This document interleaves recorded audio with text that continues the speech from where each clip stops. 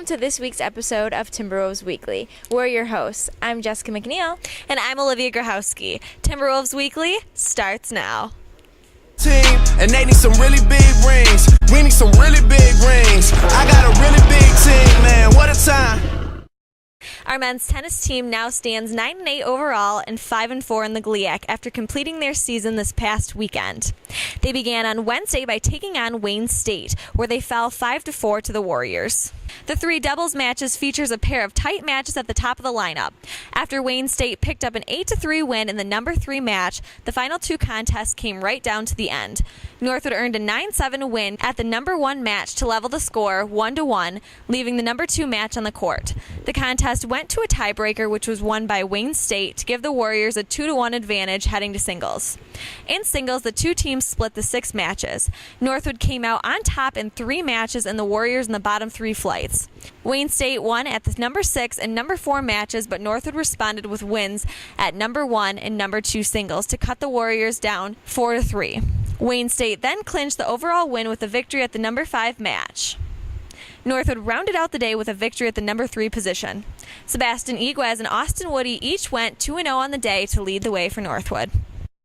Taking on Tiffin Thursday afternoon, the men's tennis team dropped a 5-4 contest. The Timberwolves nearly opened up a 3-0 lead after doubles. Northwood earned matching 8-5 victories at the number 2, Daniel Haas and David Renard, and number 3 positions, Konstantin Zukov and Hayden Drury, to go up 2-0 early on. The number 1 contest went down to the end, but Tiffin earned a 9-8 victory, which sent the match into singles with Northwood leading 2-1. The Dragons were the better team in singles, taking 4 of the 6 matches. Northwood picked up wins at the number 2 slot from Austin Woody and the number 5 position from Lorenz Białkowski. Then on Saturday afternoon, it was a very exciting day for the men's tennis team as their victory over Lake Superior State earned head coach Zane Kolstock his 900th career win. Head coach Zane Kolstock has now posted 601 wins on the men's side and 299 victories on the women's side. His combined win total is one of the highest in the history of collegiate tennis. Kolstock has won a combined 34 Great Lakes Intercollegiate Athletic Conference championships and has been named the GLIAC Coach of the Year a total of 20 times. The Timberwolves started the day by winning 2 of the 3 doubles matches, earning victories at the number 1 and number 3 slots to go up 2-1 heading into singles. Once in singles, Northwood claimed 5 of the 6 matches to earn the overall victory.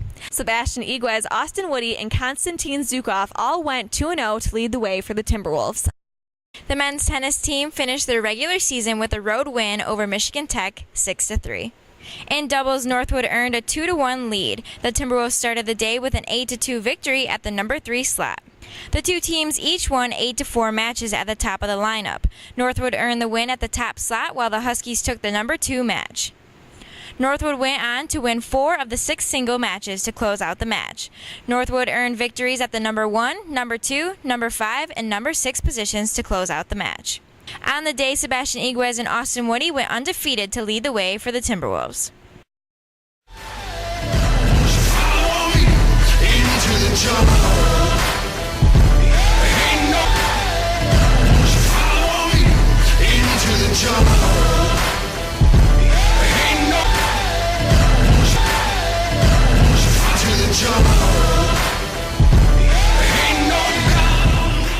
Our men's and women's track and field teams traveled to the Al Owens Invite at Grand Valley State University over the weekend. Let's take a look at how our teams competed. For the second week in a row, Madison Arnouts won the 400-meter hurdles with another personal best and second best time in school history of 1 minute and 1.83 seconds.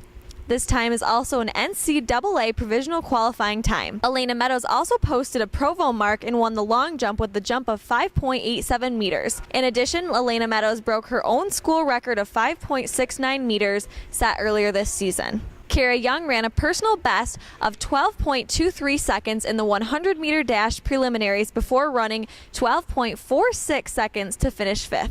The relay team of Kara Young, Drew Finley, Dana Turner, and Elena Meadows finished 7th with a time of 48.78 seconds in the 4x100-meter relay. Madison Arnouts, Kara Young, Jennifer McKenna, and Drew Finley ran 4 minutes and 0.93 seconds in the 4x400-meter relay to finish 9th. On the men's side, Jordan Fields finished second in the 110-meter hurdles with a time of 14.58 seconds, just shy of the 14.50 NCAA provisional qualifying time. Paul Evans finished fourth in the discus with a mark of 49.76, while Josh Gardner took sixth in the 200-meter dash at 22.36 seconds. The relay team of Rayvon Tyler, Josh Gardner, Carmine Jarman, and Jordan Fields finished third with a time of 41.71 seconds in the 4x100-meter relay. Jordan Fields, Carmine Jarman, Grant Harris, and John King ran 3 minutes and 23.23 seconds in the 4x400-meter relay to finish sixth.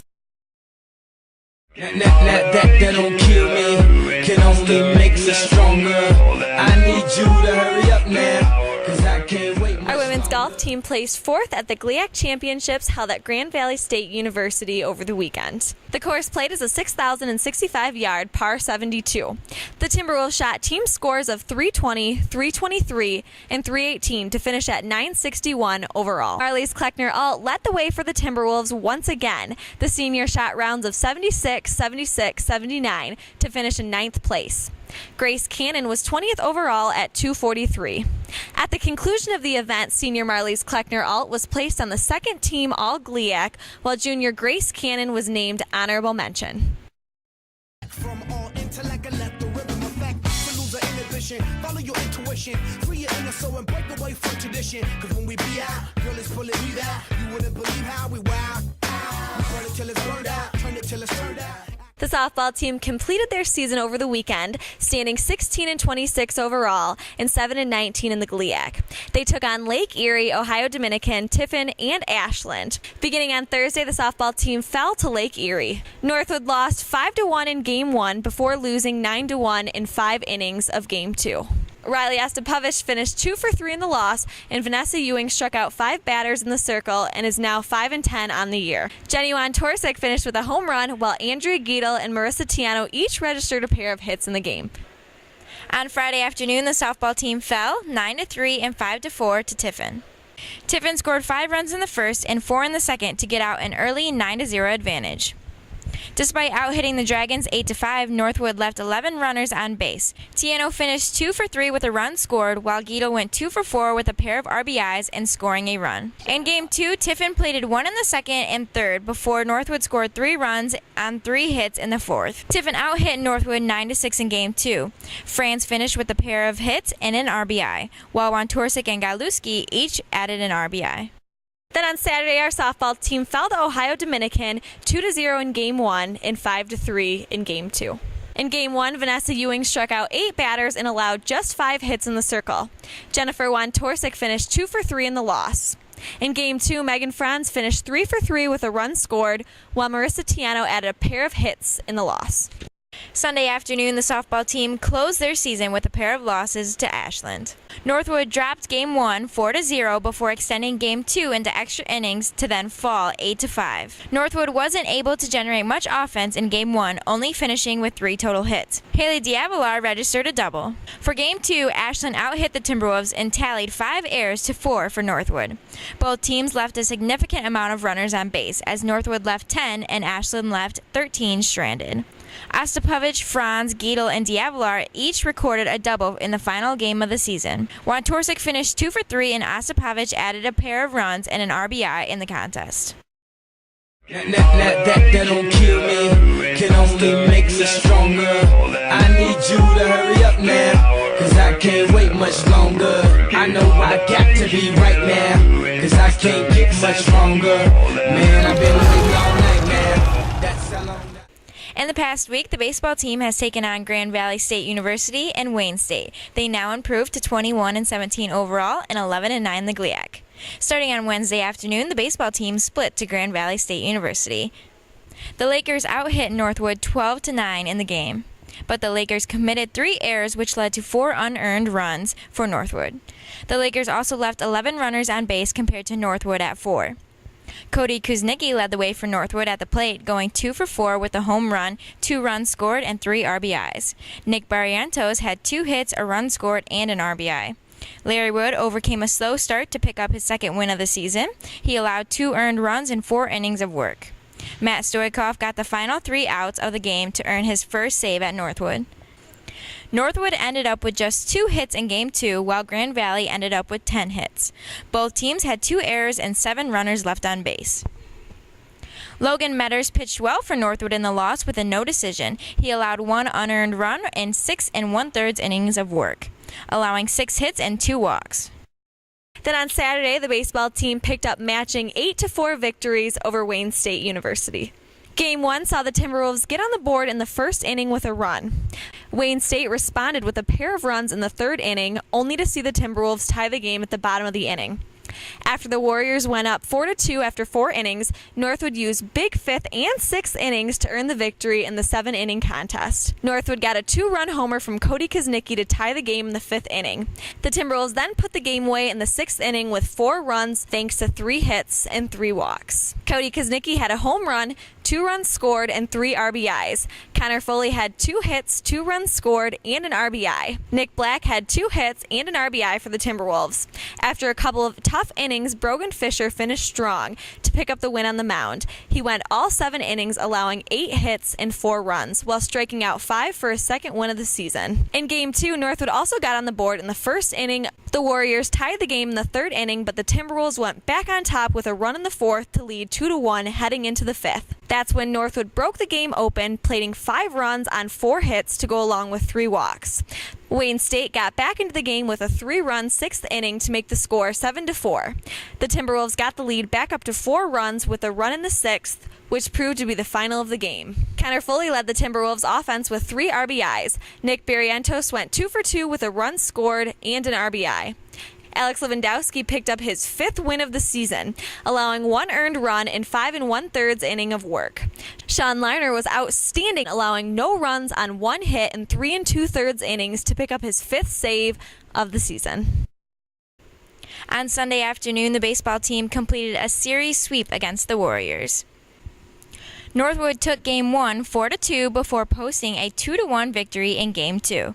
Both teams finished with 8 hits in the game. A big key to the win proved to be an extra base hits, where Northwood had 4-0 edge. Both teams finished with 8 hits in the game. A big key to the win proved to be extra base hits, where Northwood held a 4-0 edge with 4 doubles. Connor Foley went 2 for 4 with a run scored and an RBI. Daniel Pulver had a 2-run double as well for the Timberwolves. Wood's final line was solid after a rough start, 6-inning pitch. 2 runs on 7 hits while striking out 5.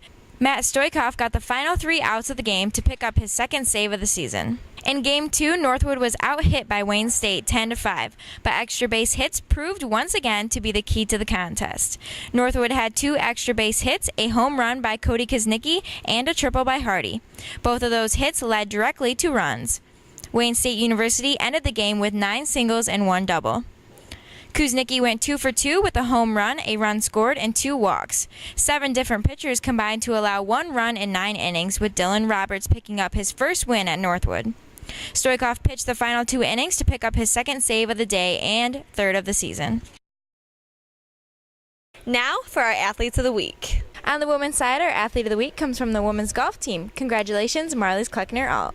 And on the men's side, our Athlete of the Week comes from the baseball team. Congratulations to Matt Stoikov. Thank you for tuning into this week's episode of Timberwolves Weekly. I'm Olivia. And I'm Jessica. Remember to keep fighting and go mad.